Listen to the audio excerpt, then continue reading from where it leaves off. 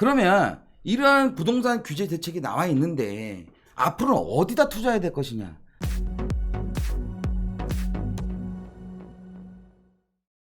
제가 아마 6월 17일 날 부동산 규제 발표했었을 때 제가 방송에서 얘기한 게 뭐라고 말을 했냐면, 자, 아파트의 규제만 들어가 있다. 그래서 앞으로는 이 규제가 좀 덜 들어가 있는, 규제에서 좀 빠져 있는 다세대나 아니면 단독이라든지 아니면은 오피스텔 쪽으로 풍선 효과가 갈 것이라고 제가 6월 17일 날 얘기를 했거든요. 그리고 나서 아니나 다를까 뭐 며칠도 지나지 않아 가지고 뭐 이런 기사들이 많이 떴습니다. 예를 들어서 뭐 다세대 빌라 원룸의 풍선 효과, 뭐 세제 혜택 전면 폐지 주장, 뭐 다세대 주택 전세 쏠림 심화, 뭐 아파트 옥진이 빌라 들써, 뭐 최근에 또 취득세가 더 적네, 오피스텔 풍선 효과 커지나, 뭐 정규 규제로 오피스텔 분양 시장 급부상, 뭐 아파트를 전이 오피스텔 풍선 효과, 이런 내용이 나오는 거죠. 왜냐하면 투자하시는 분들은요 100% 수익률이거든요. 내가 돈을 투자해서 얼마 버냐가 중요한 거거든요. 이거 사실은 어느 누가 도와주지 않습니다. 다 공부하셔야 돼요. 물론 공부하시는 분들도 계시고, 하여튼 공부하신 분들이 제가 봤을 때는 앞장서 나가는 것 같거든요. 이게 사실 공부하는데 불편하시다. 그렇기 때문에 저희 같은 전문가들한테 많이 의뢰를 해주시고 진행하는 건데, 발 빠르신 분들은 벌써 움직이시는 것 같아요. 뭐 아파트 마키자 뭐 오피스텔 매매 급증, 뭐 서울 56%, 경기는 49%. 이거 사실 최근까지 뭐 말들 많았잖아요. 오피스텔 사면 가격이 안 오른다. 와, 근데 이제 옛날 말이 될 것 같습니다. 또 다른 규제가 나오기 전까지는 무조건 오피스텔과 다세대 쪽으로 좀 많은 분들이 움직이지 않을까 이렇게 생각을 하고 있어요. 그래서 제가 일단 다세대 쪽에 대해서 아니면 오피스텔 쪽에 대해서 제가 생각하는 대로 좀 만들어 봤는데 좀 허접하지만 한번 봐주세요. 일단은 아파트 같은 경우에는 수요 대비 공급이 수월하지 않기 때문에, 그죠? 뭐 재건축도 규제가 들어가 있고 여러 가지 각종 규제 때문에 이제 아파트에 대한 거는 사실은 투자하는 데 쉽지가 않습니다. 이제 갭 투자라는 것 자체도 보게 되면 좀 적은 금액 갖고 투자를 해야 되는데, 이제 요즘에는 뭐 웬만한 거 같은 경우에는 최하 못해도 4억 정도 들어가잖아요. 그리고 좀 우리가 알만한 지역, 유명한 지역, 그다음 유망한 지역 같은 경우 금액이 너무 많이 들어갑니다. 그래서 갭 투자라고 하기는 좀 어렵다. 그리고 취등록세도 올라가고 나중에 보유세도 올라가고 그다음에 또 양도세에 대한 것도 중과가 되기 때문에 사실은 남는 게 별로 없다. 그렇기 때문에 아파트에 투자는 이제 한동안 이 규제가 완화되기 전까지는 좀 힘든 부분이지 않을까. 근데 거기에 맞춰서 현재 아파트 값이 너무 많이 올라가고 여러 가지 규제 대책이 있지 않습니까? 아까 말한 대로 뭐 다주택자들 같은 경우에도 예를 들어서 뭐 재건축 갖고 계신 분들 같은 경우 2년 거주를 해야 된다는 부분들, 그다음에 이제 앞으로 양도세에 대한 혜택을 받기 위해서 또 10년 보유, 10년 거주를 해야 되는 상황들. 이러다 보니까 결국에는 예전에 임대로 나왔던 물건들을 어쩔 수 없이 거기에 있는 주인들은 다시 들어가 살 수밖에 없고, 주인들이 다시 살다 보면 당연히 전세가 또 줄어들 것이고, 현재 지금 상황이 그렇거든요. 그럼 전세가 또 줄어들게 되면 당연히 전세값이 오를 것이고, 전세값이 오르다 보면 또 집값이 또 오를 것이고, 지금 상황이 전세가 아예 씨가 말라있는 상황이에요. 사실은 나라에서 제가 봤을 때는 정부에서 아파트 규제하는 것도 물론 중요하지만 현재 전세도 얼마만큼 공급을 해줘야 된다는 것도 상당히 중요하거든요. 우리나라의 집값이 현재 이 정도밖에 안 올랐던 거는요, 우리가 봤을 때는 개인 주택 임대하시는 분들이 있어서 전세라는 거, 전 세계 아무 데도 없는 전세라는 제도가 있기 때문에 제가 봤을 때 이 정도 주택에 대한 가격 안정화가 된 거지, 만약에 전세 제도마저 없었다고 한다고 하면요, 제가 봤을 때는 우리나라 집값은 지금보다도 훨씬 더 많이 올랐을 거라 생각을 합니다. 그러다 보니까 이제 인기도 손으로 이렇게 보게 되면 아파트가 물론 제일 인기가 많아요. 사는 거 당연히 인기가 많죠. 그러니까 제일 많이도 원하시는 거고, 그 다음에 아파트 살 수 있는 사람들이 못 사면 그 다음에 아파트 전세로 들어가는 거죠. 그리고 아파트 전세를 못 들어가시는 분들이 그 다음 어디로 들어가냐? 다세대 전세로 들어가시는 거예요. 제가 봤었을 때는 3기 신도시 아까 초장에 말씀드렸던 사전 분양을 해서 들어가시는 분들, 아파트 전세보다는 좀 다세대 전세로 들어갈 상황이 훨씬 더 많다고 생각하거든요. 왜냐하면 사실은 아파트 서울에서 살 돈이 없기 때문에 3기 신도시나 서울 수도권으로 옮기려고 하는 건데, 그분들이 진짜 돈이 많아서 하는 걸까요? 그리고 그분들 같은 경우에도 어쩔 수 없이 계약금이라든지 이런 걸 준비하려고 한다고 하면 비싼 아파트 전세보다는 아마 다세대 쪽 전세로 또 들어가지 않을까 이렇게 생각을 합니다. 그래서 다세대 전세로 그 다음에 들어오는데, 이 다세대 전세도 현재 아파트 전세에 대한 수요자들이 지금 공급이 너무 없다 보니까 다세대 쪽으로 좀 밀려 내려오면서 현재 다세대 금액도 상당히 많이 오르고 있는 상황이고, 그 다음에 이제 주거용 오피스텔 이렇게 생각하시면 될 것 같은데, 뭐 다세대 같은 경우에는 규제 제외로 있는 풍선 효과, 키 맞추기, 물론 오피스도 마찬가지입니다. 주거 대체 상품, 상업시설이기 때문에 주택에 포함이 안 되죠. 거기는 풍선 효과. 그래서 제가 봤을 때는 아파트 같은 경우는 규제 피해 지역입니다. 그리고 아파트 전세를 사고 싶은 사람들도 사실은 규제에 대한 피해자라고 볼 수 있어요. 대신 지금 다세대라든지 주거용 오피스텔은 이번 규제에 대한 수혜를 받는 지역이다. 이렇게 생각하시면 될 것 같아요. 그래서 제가 요즘에 그 취등록세가 너무 올랐기 때문에 다세대와 오피스텔 같은 경우를 만약 주택 임대 사업자를 냈었을 때에 부과되는 그 취득세를 좀 알아봤는데 이제 앞으로 변경할 내용입니다. 2주택자 같은 경우는 8%, 3주택자 같은 경우는 12%나 되는 취등록세를 내야 되는데 아마 주임사를 주택 임대 사업자를 내셨을 경우에는 2주택자 같은 경우에는 1.2%, 3주택자 이상 같은 경우 약 1.8%만 내면 됩니다. 상당히 적죠. 그냥 주택 사시는 것보다도 훨씬 더 세율이 적기 때문에 무조건 제가 봤었을 때는 현재 다세대나 오피스텔 하시는 분들 같은 경우에 주택임대 사업자를 내셔야 된다. 그리고 오피스텔 같은 경우에는 뭐 두 채가 됐던 세 채가 됐던 100채가 됐던 간에 취등록세는 4.6%입니다. 근데 주택임대 사업자를 내셨을 경우에는 0.7%. 뭐 이 정도면 충분히 내실 수 있지 않습니까? 그죠? 근데 대신 뭐 취등록세만 작다고 그래가지고 묻지마 투자할 수 있는 건 아니잖아요. 예를 들어 다세대나 오피스텔은 아파트하고 좀 틀리기 때문에 진짜 많은 공부를 하셔야 됩니다. 왜냐하면 지역마다 위치마다 그리고 투자되는 금액마다 규모마다 그 동네마다 전부 다 원하는 니즈가 다 틀리거든요.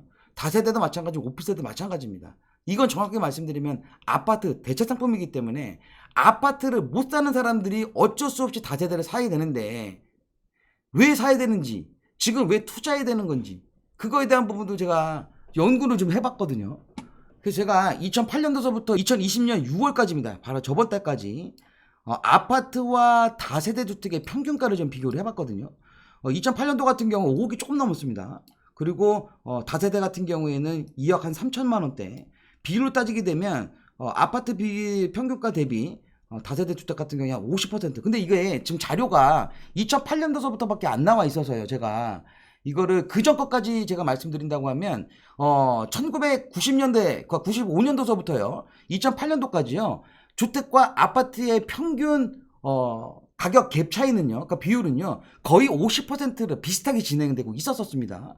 그래서 2008년도서부터 꾸준히 약 한 6, 7년 정도, 2015년도까지도 비슷비슷하게 갔거든요. 물론 약간의 굴곡은 있었겠지만 기본적으로 아파트와 다세대의 갭, 비율 자체는 약 50%로 유지가 됐었는데 2015년도서부터 서울의 아파트 값이 급격하게 올라가기 시작을 하면서 사실은 그 비율이 현재 약 150%까지 이게 벌어졌거든요. 그래서 저는 앞으로 이게 주택 가격과 아파트 가격과 다세대 가격의 비율이 이렇게 벌어지게 되면요. 어쩔 수 없이 다세대에 대한 금액이 올라갈 수밖에 없다고 생각하고 있거든요.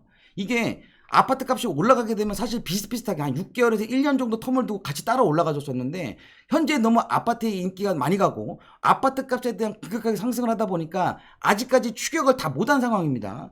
그래서 아까 말씀드렸다시피 서울의 아파트 값이 2015년도 기준으로 해서 약 5억 정도 됐었고 그 다음에 다세대 같은 경우 약 2억 5천 정도 됐었던 게 현재 2020년도에는요 현재 9억 1천에서 9억 3천만 원 정도 됩니다. 그래서 제가 그냥 간단하게 이제 9억으로 지금 잡아놓은 거고 현재 다세대에 대한 평균가는 약 3억 정도 됩니다. 3억 서울에.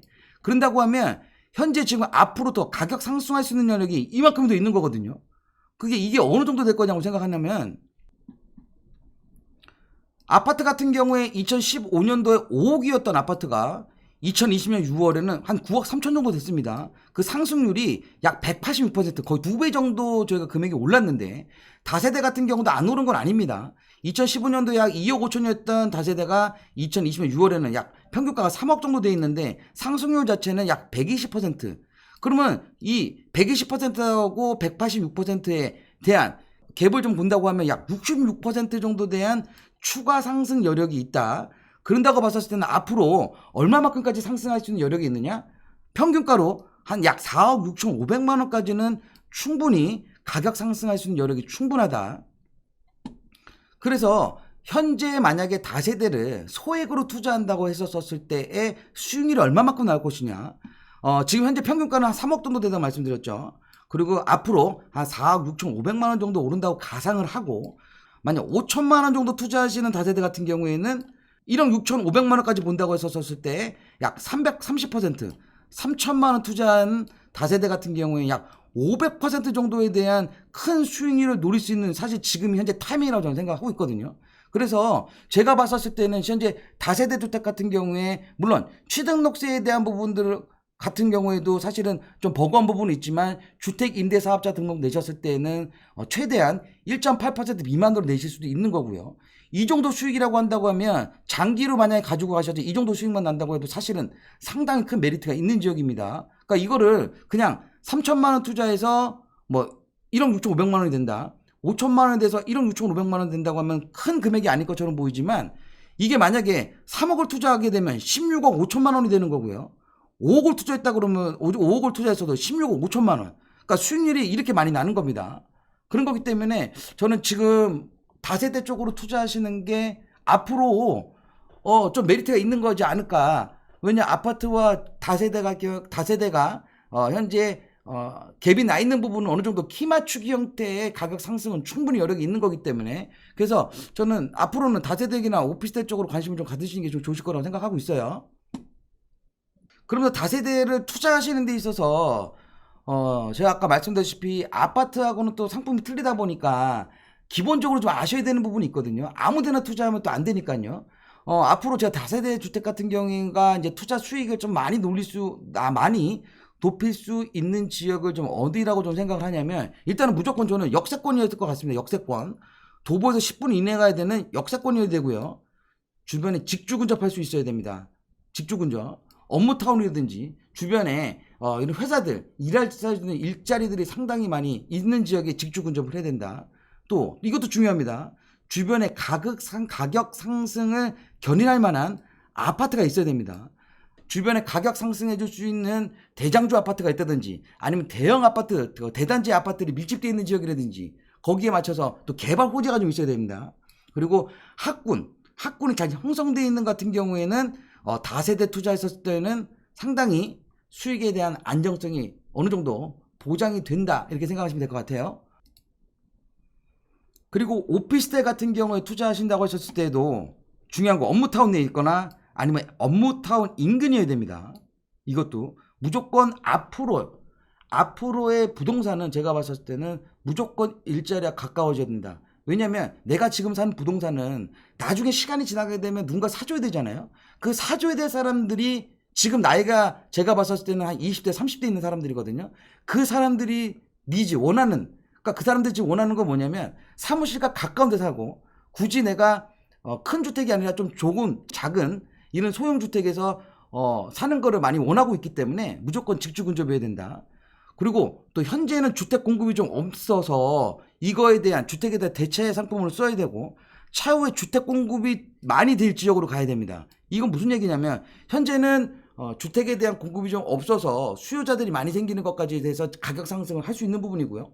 또 주변 일대가 뭐 재개발이라든지 아니면 재건축이 되면서 주변에 새 아파트들 생기면서 가격을 같이 동반 상승할 수 있는 지역이 제가 봤을 때는 오피스텔 같은 경우에는 좀 메리트 있는 지역이거든요. 또 개발 호재가 있는 거, 아까 말한 재개발, 재건축이라든지 아니면 교통의 호재, 지하철역이 생기든지. 그리고 원룸 쪽보다는 현재는 약간 1.5룸 이상이었으면 좋겠다. 왜냐하면 주거 대체 상품이기 때문에. 또 저는 장기보다는 좀 단기로 생각을 해서 진행하는 게 좋지 않을까. 왜냐하면 오피스텔 같은 경우 시간이 지나면 지날수록 또 좀 오래된 구축을 오래된 좀 시간이 지난 걸 사신다고 하셨을 경우에는 또 새로운 것들이 계속 들어오다 보면 경쟁이 좀 떨어지거든요. 그리고 오피스텔 같은 경우에는 자체적인 개발, 뭐 아파트나 아니면 다세대처럼 재개발이라든지 뭐 재건축에 대한 부분은 아직 제가 본 적이 없기 때문에 오피스텔 같은 경우에 시간이 지날수록 이게 좀 가격의 흐름이 좀 빠질 수도 있다. 그렇기 때문에 너무 장기보다는 단기로 생각을 해야 된다. 또 거기에 맞춰서 또 무조건 또 역세권이 된다는 거는 뭐 기본적인 겁니다. 그래서 제가 앞으로 아까 말씀하신 뭐 다세대라든지 오피스텔을 투자하는 게 앞으로 7월 10일 부동산 대책 이후에 투자 상품 중에 가장 메리트 있다고 이제 말씀드리는데, 지금 현재 뭐 결론만 이제 다시 말씀드리도록 하겠습니다. 이게 제 중요한 부분이기 때문에 제가 한 번씩 더 말씀드리는 거예요. 개발 호재가 있는 곳, 역세권 개발이라든지 현재 서울에 있는 중공업 지역이라든지 또 신규 철도 노선이 생기는 지역, 그다음에 도보로 웬만하면 도보로 업무타운으로 갈 수 있는 지역, 뭐 도보로 갈 수 있는 지역은 뭐 한 30분 정도 거리 되지 않을까요?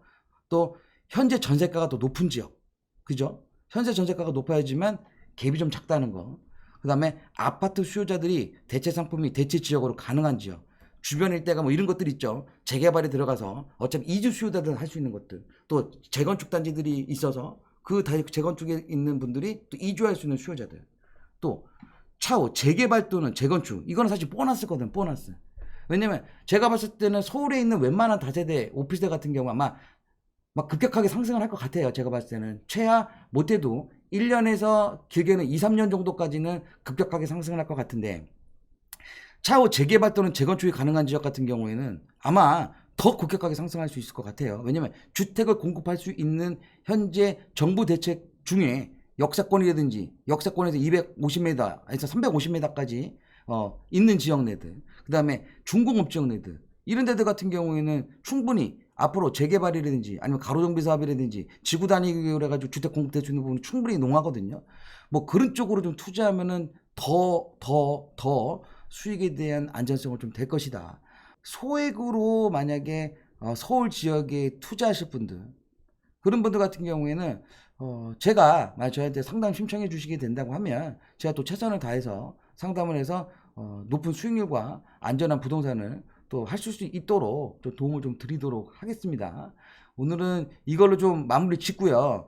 또 다른 우리가 말하면 블루칩, 또 다른 또 투자 상품이 나오게 되면 또 발빠르게 또 여러분들께 또 말씀드리도록 하겠습니다. 감사합니다.